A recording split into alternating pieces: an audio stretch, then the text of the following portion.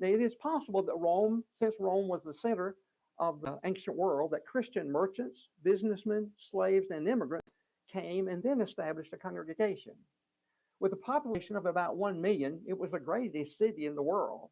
And as the old adage says, all roads lead to Rome. The most likely scenario for the establishment of the church goes back to the day of Pentecost described in Acts 2. Jews from virtually all over the Greco-Roman world came to Jerusalem, including visitors from Rome, both Jews and proselytes.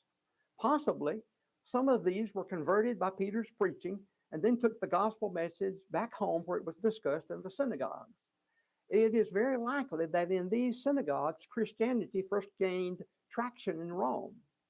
This also helps to explain the Jewish overlay that seems to be present in the early stages of the church. It is likely that the first Jewish Christians in Rome stressed ancestral customs, feast days, and especially the law.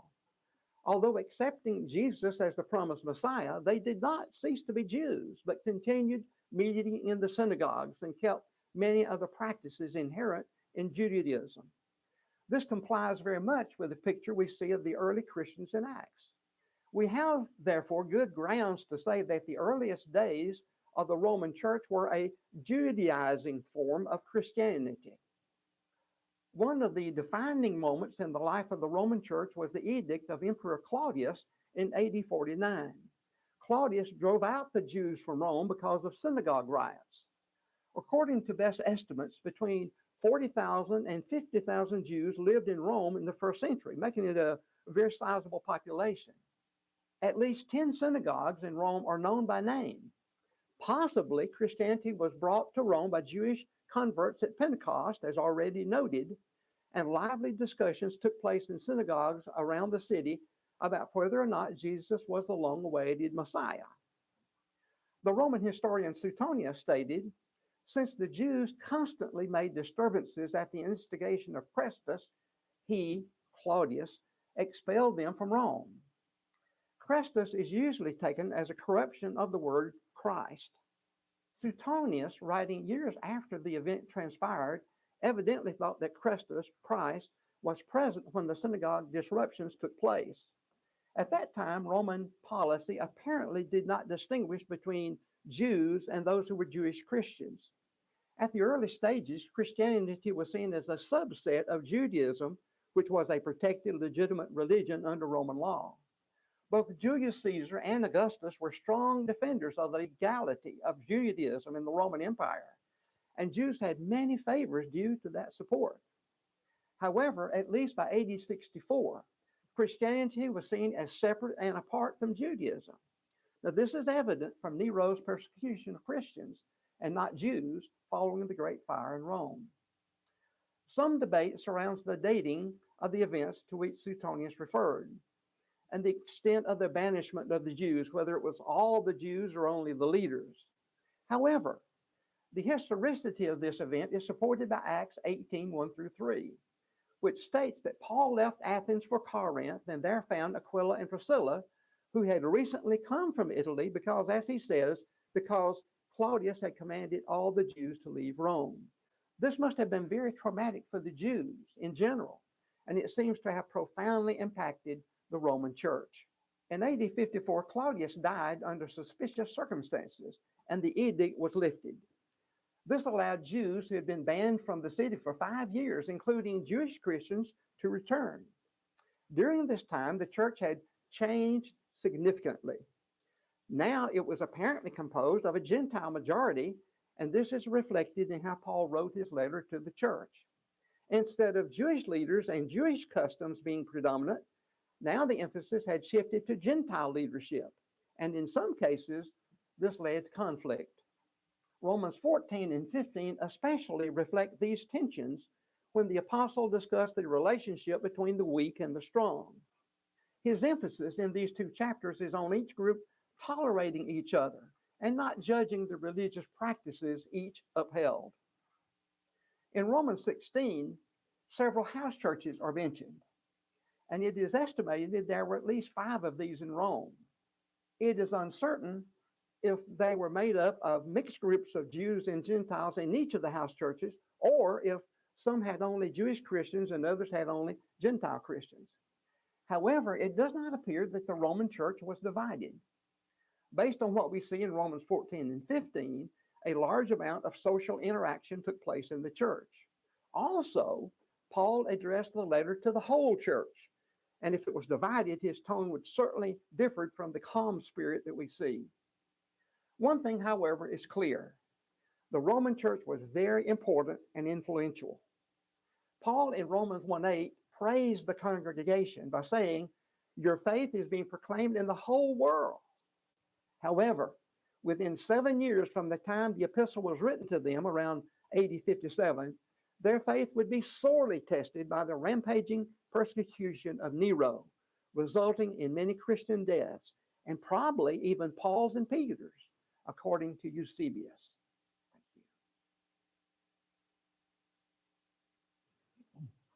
Yeah, a lot of good history in that video, which really kind of ties together a lot of the chapters that we've looked at. Any thoughts or comments from anything that you gained from that video or that sparked thought?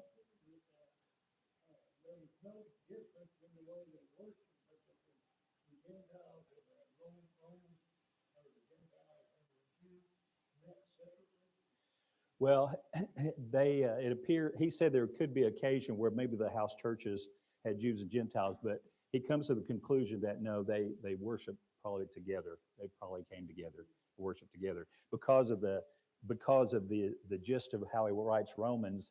They are together, and he's trying to help them to love one another and come together more perfectly, you might say. And we'll look at that a little bit now. So he mentioned that there's a possibility there were separate house churches, but he comes to the conclusion that they worship together because of the comments that Paul makes through the Roman letter, John. So good thought, good question there. Other thoughts or comments or questions there? So yeah, some really good, gives us again the background of where the church was, these house churches, and the Gentiles had probably taken leadership as the Jews had been expelled from Jerusalem. As they come back, the church is already established. And I can't remember if Dr. Pollard referred to it in this video or not, but many that had traveled to Jerusalem on the Passover and that they obey the gospel on the day of Pentecost, they travel back home. And a lot of indications are that's part of the reason how the gospel would have made it back to Rome. Aquila and Priscilla, others who would cast out of Rome, become Christians and come back.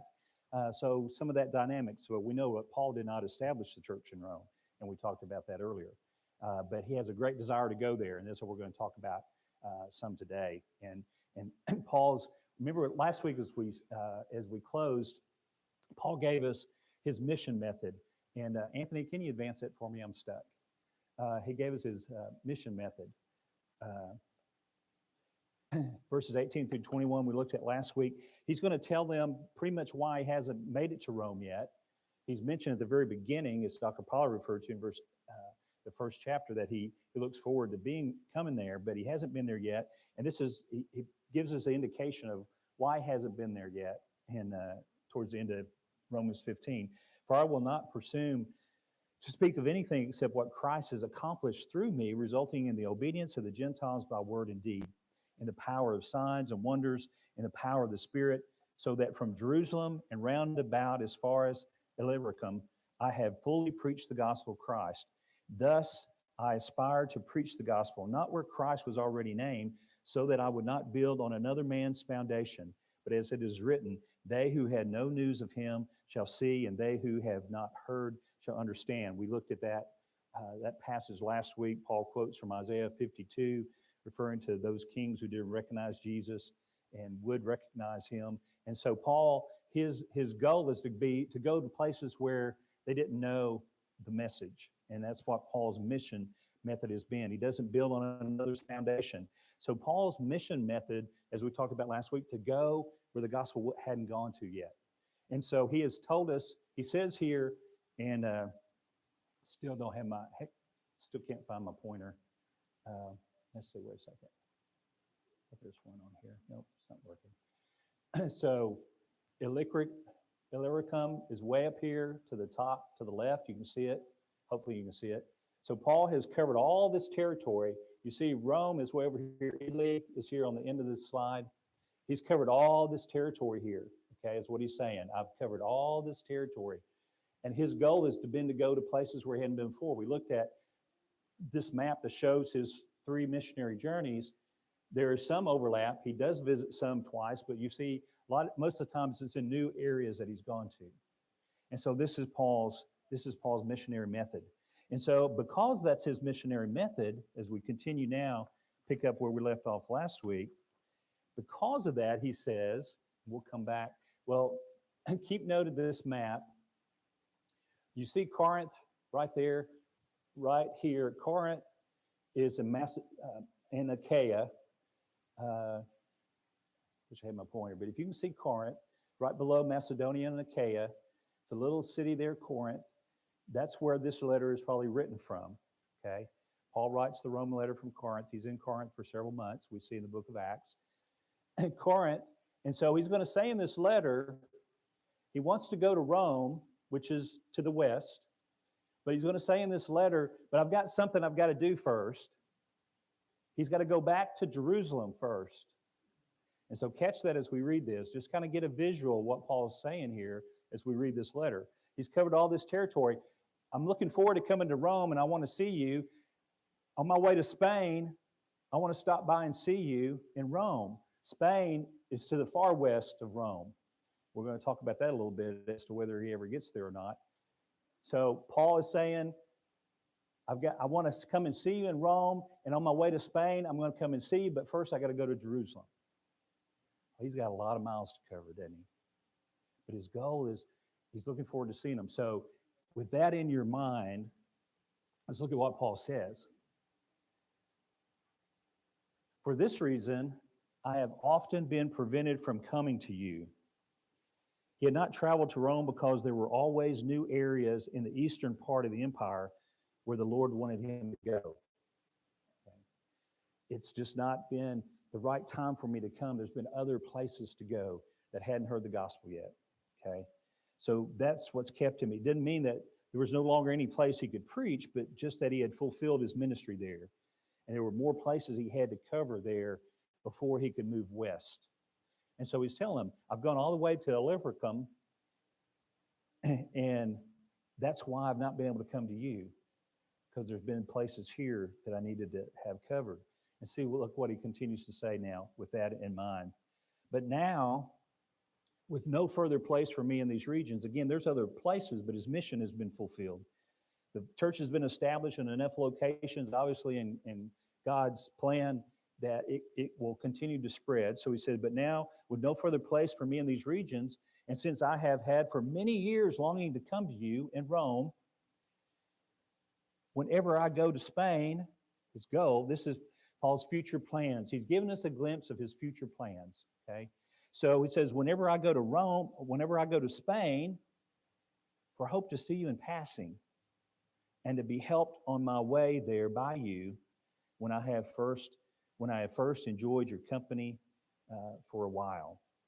So what's Paul saying there? What's he outlining there? What's his future plan, as we talked about? When's he going to come and see him? Yeah.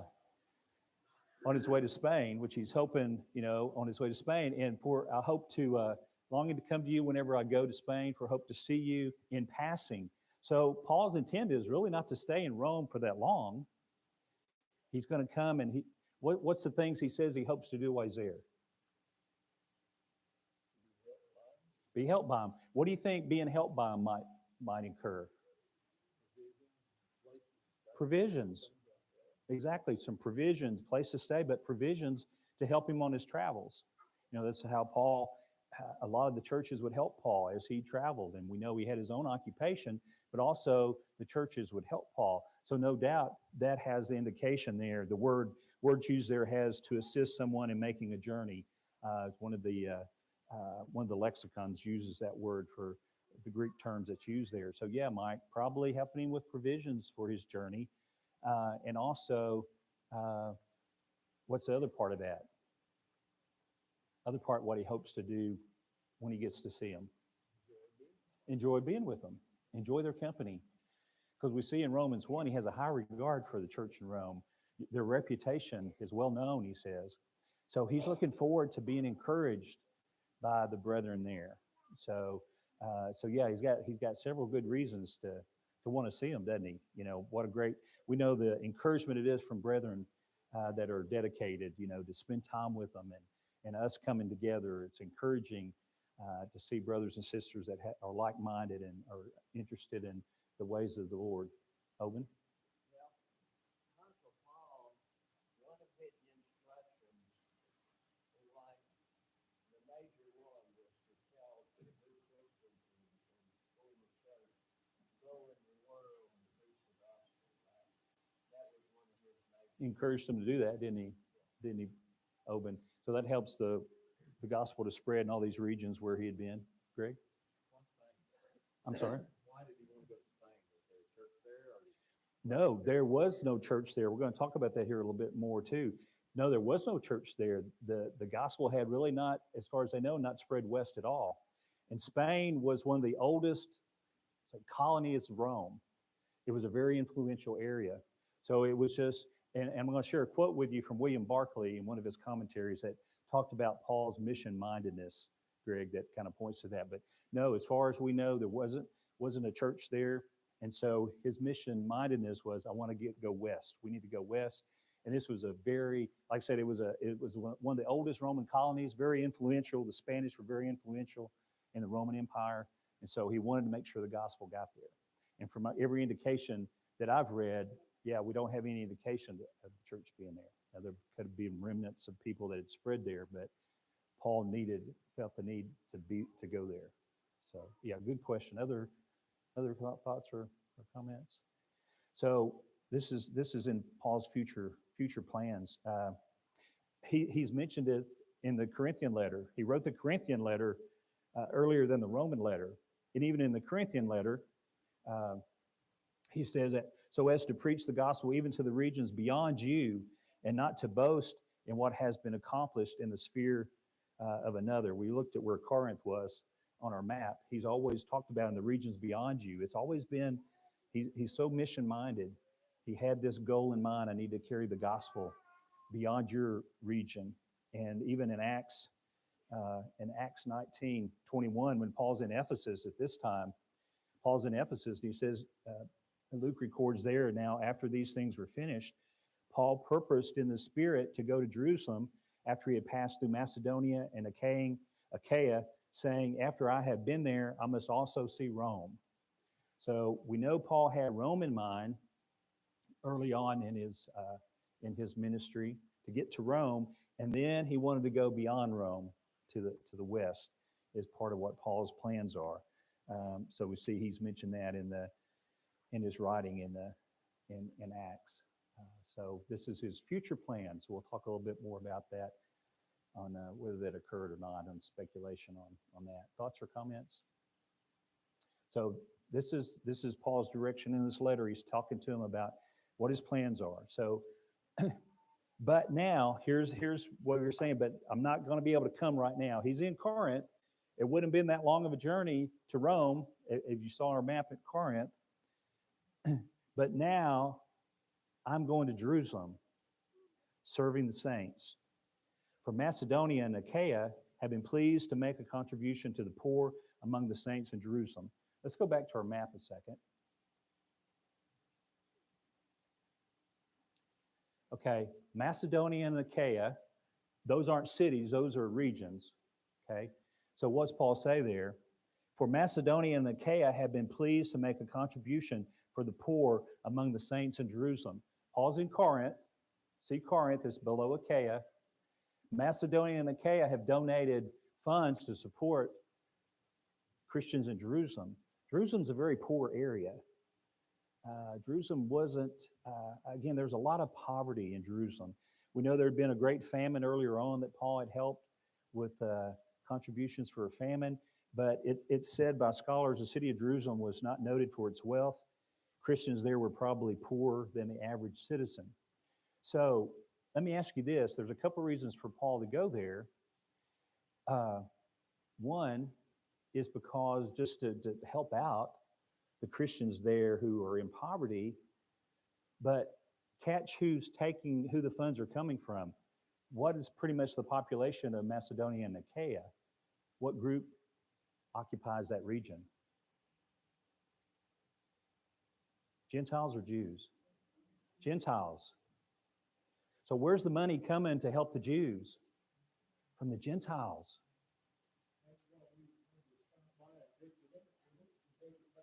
Yeah, he's picking it. He's collecting it as he goes and going to take it back to Jerusalem. But get the impact of that. The Gentile brethren are going to send funds to their Jewish brethren in Jerusalem. Paul sees that as an important time to do what? To what? Bring them together. Yeah, bring them together. You see, Paul, I've got to do this first. They need the help from a poverty standpoint, but this is a way to bring these two together. Look, the Gentiles helping their Jewish brethren. Paul's already talked to us in Romans about you coming together. It's been an important part of this letter, coming together, and this he's hoping is going to be a way to bring them together. We'll look at a verse here. He sends several of the Gentiles to go with him.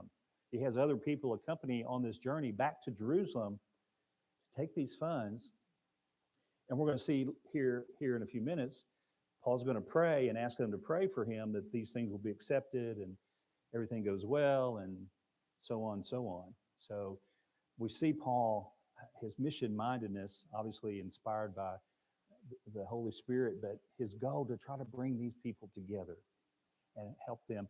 What a time to reach out, when you have, it really opens your heart when somebody helps you, doesn't it? Yeah, Greg?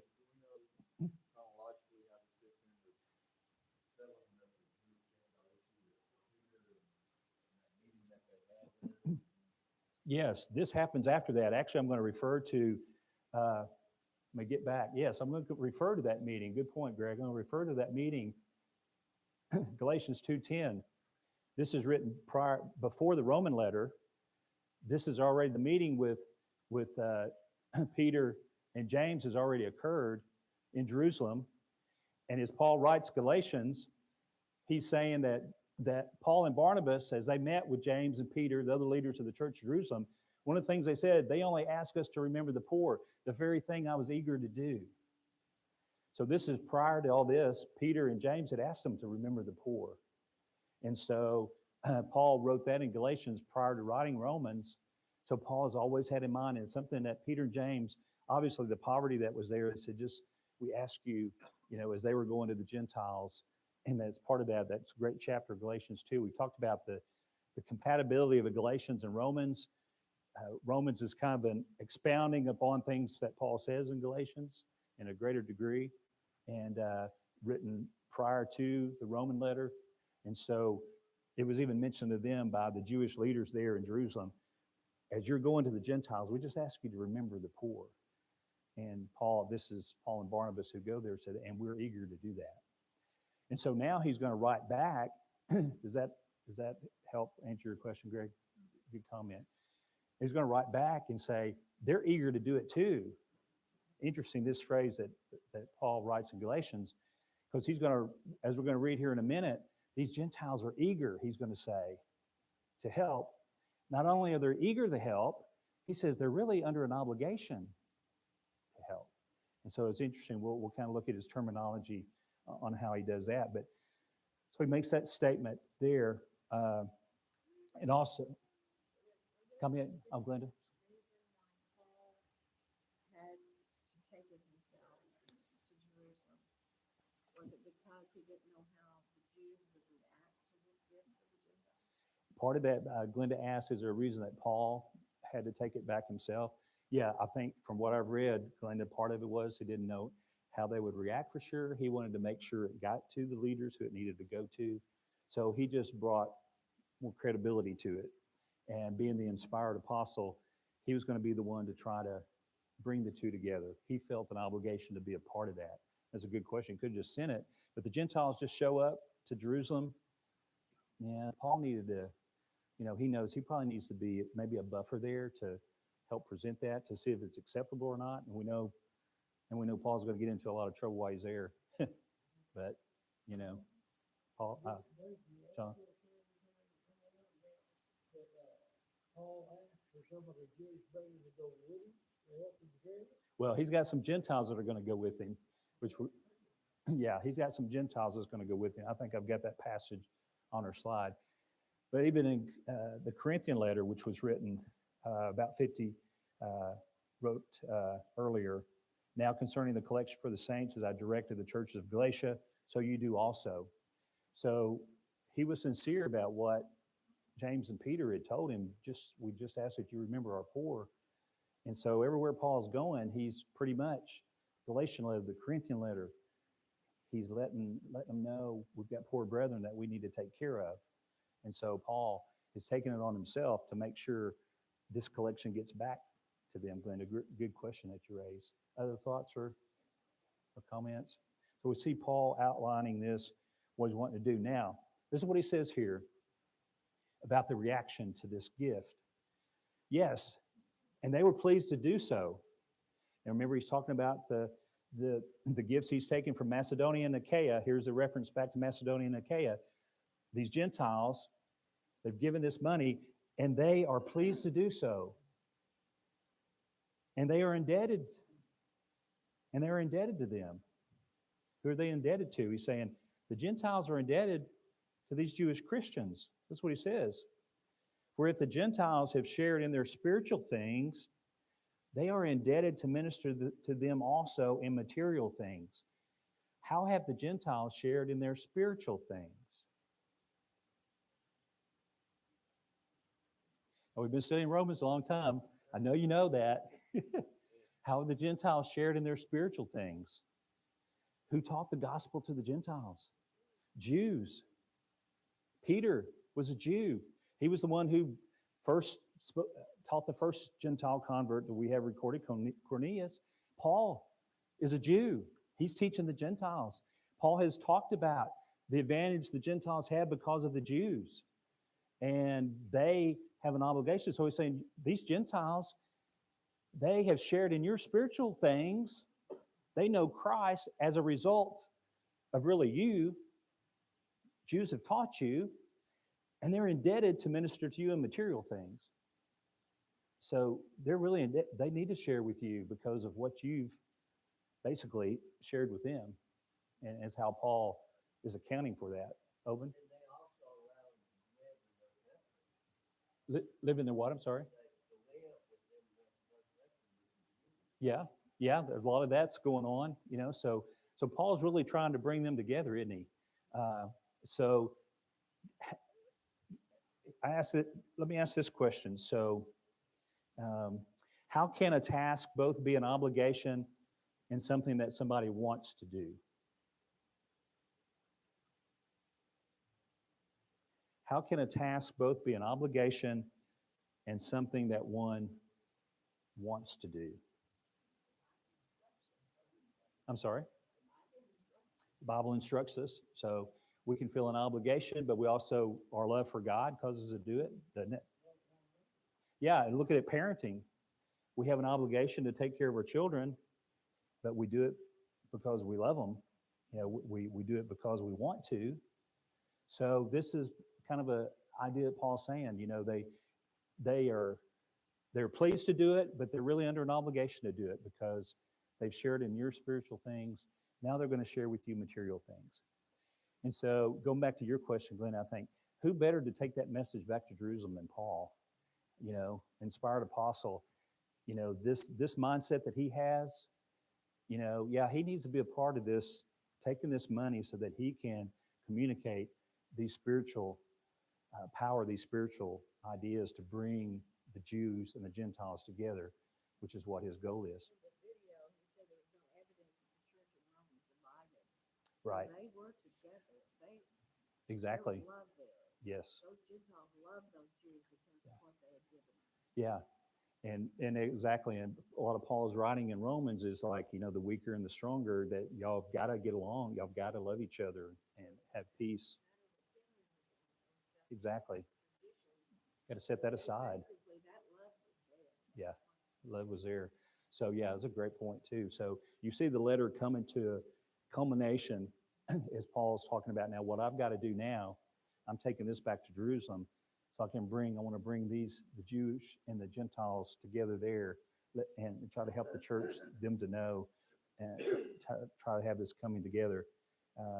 So really powerful thing there. So we talked about his purpose for taking the funds to help the poor, but also to improve the relationship between the Jewish and Gentile Christians. He wanted the love to flow back and forth between these groups, as Glenda just mentioned. Paul talks about in Romans 15, 7-13, about accepting one another in love and peace. So he's going to demonstrate that, or try to demonstrate that through this trip back to Jerusalem. It's a long way to go. For somebody who has the goal to go to Rome, you're not that far from Rome. Corinth, you're just across the Gulf there. But no, I've got to go to Jerusalem first. And then he's going to pray. He's going to ask for their prayers in his plan to go on. Other comments or thoughts? So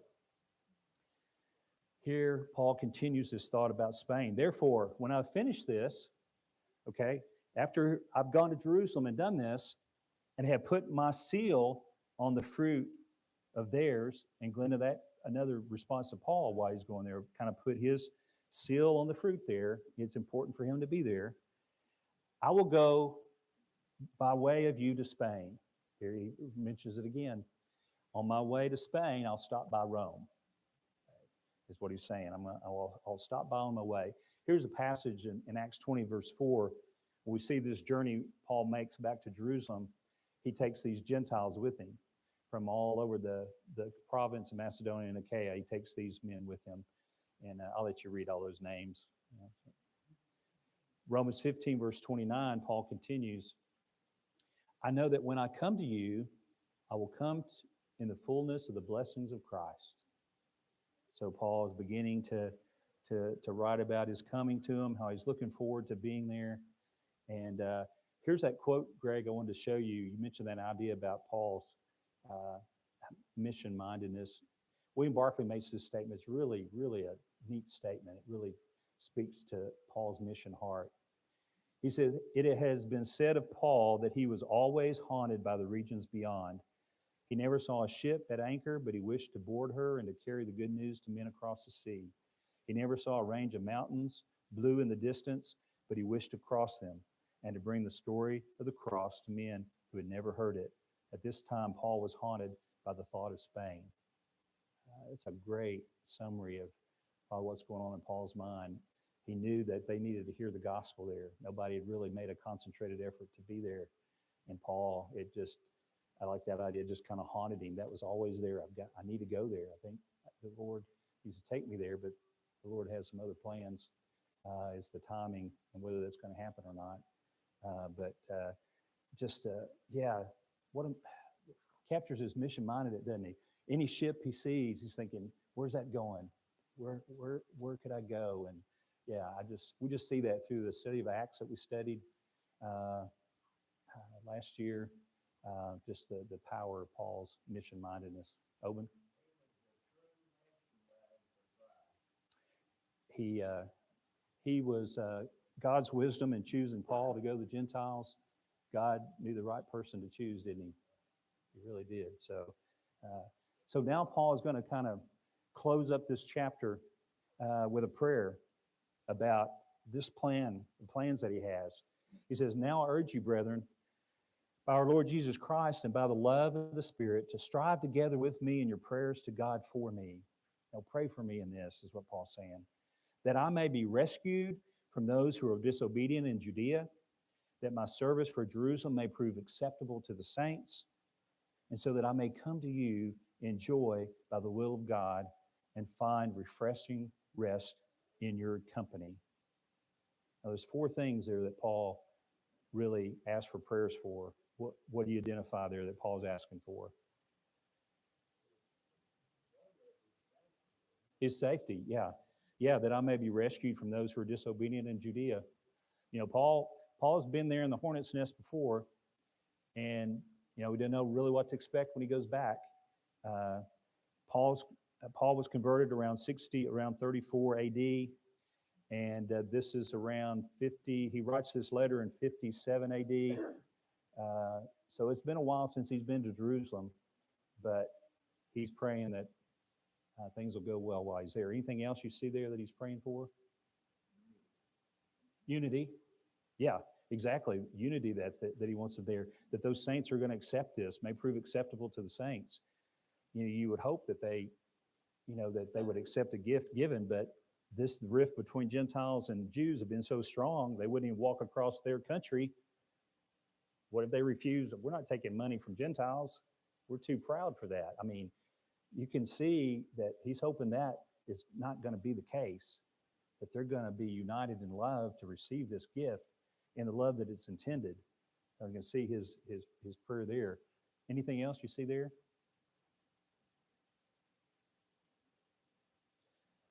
That I may come to you in joy. I mean, he's still praying that he can come to them, spend time with them, refreshing rest in your company. Again, high regard for the Roman churches there, the house churches, that he can be there with his brethren and be refreshed by their dedication to God.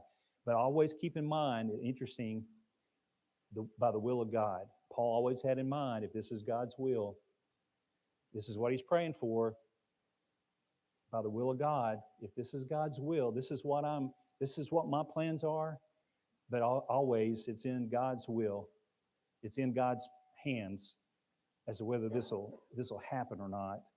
And we see that case. So, if you remember our study in Romans, we know that Paul goes to Jerusalem. He becomes a prisoner. He's going to be in prison there for the Jewish before he gets into the Roman prison. We'll talk about that in a second. He's going to wind up going to Rome as what? As a prisoner. So he is going to get to Rome. He's going to go to Rome as a prisoner. Let's look at the time frame here before we close this morning. The timeline of Paul's final years, which is kind of, we're getting close to those. Again, he writes this letter about 57, 58 AD. Now, Paul goes to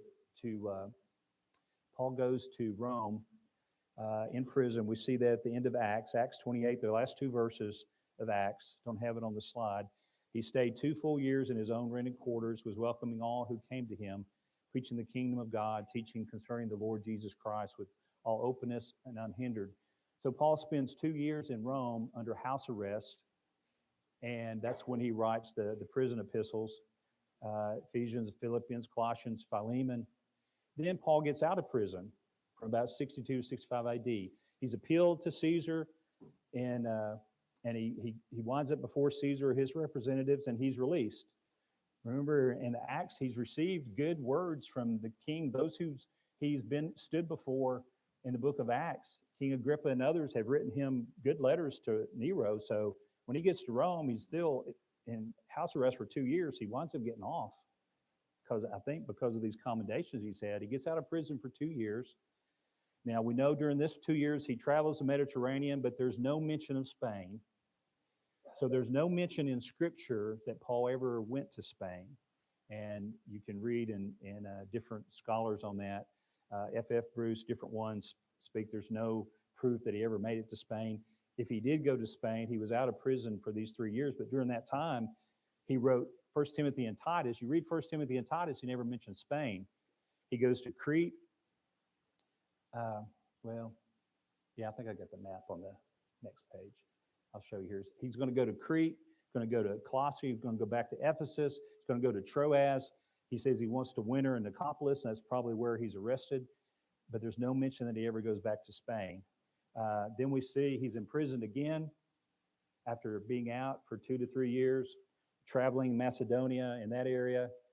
No indication he goes to Spain yet. Then he's imprisoned again from 65 to 67, where he's executed by Nero. And that's where he writes 2 Timothy during this time of his imprisonment, at that time where he writes his last letter, Nero. Clement of Rome records this, that some speculate that Paul may have gone to Rome. Luke wasn't traveling with him then, so it's why they speculate there's nothing about his continued travel. Luke's intention in Acts is to show how he gets to Rome. And that's what Luke does. Luke ends his letter with Paul being in Rome. He tells us how he gets to Rome. And Luke doesn't continue to travel with them beyond that, it appears. Clement of Rome says, he wrote to Paul in 96 AD in his writings, he taught righteousness unto the whole world and reached the farthest bounds of the West. And some speculate that that doesn't necessarily mean he ever went to Spain, since we have no record of it, but they speculate that he might have. So when Paul gets out of prison, when Paul gets out of prison in Rome, he comes over here. We know he goes to Crete, which is this island down here. We know because we're told in Titus that he leaves Titus in Crete to take care of some work there. He goes to Miletus, which is north of there, Miletus. And so he's going to leave Trophimus there. He's going to leave Timothy in Ephesus. So they go to Ephesus again. He's going to leave Timothy there. We see that and he travels to Macedonia. In 1 Timothy, he talks about being back in Macedonia. So we know he travels over there. Nicopolis is in the area of Macedonia. He tells us in Titus 3, he plans to go there and spend the winter there. And there's speculation that that might have been where he gets arrested. And he leaves his Troas. It's not on the map here, but it's up around Philippi, is where he leaves his cloak. And we see him writing about that to Timothy. So no indication that Paul makes it to Spain. God has other plans for Paul. We can't say that conclusively, but most scholars will probably agree that he didn't. But that's the nature of what we know there. So hopefully this is helpful to you. We're going to look at, Paul has a lot of people to talk about in this last chapter as he greets different ones. Interesting his greetings we'll look at as we get into our study next week. So if you're reading along the Truth for the Day, pages 437 to 452 is where we'll be, and we'll be in chapter 16. Thanks for all your good comments this morning.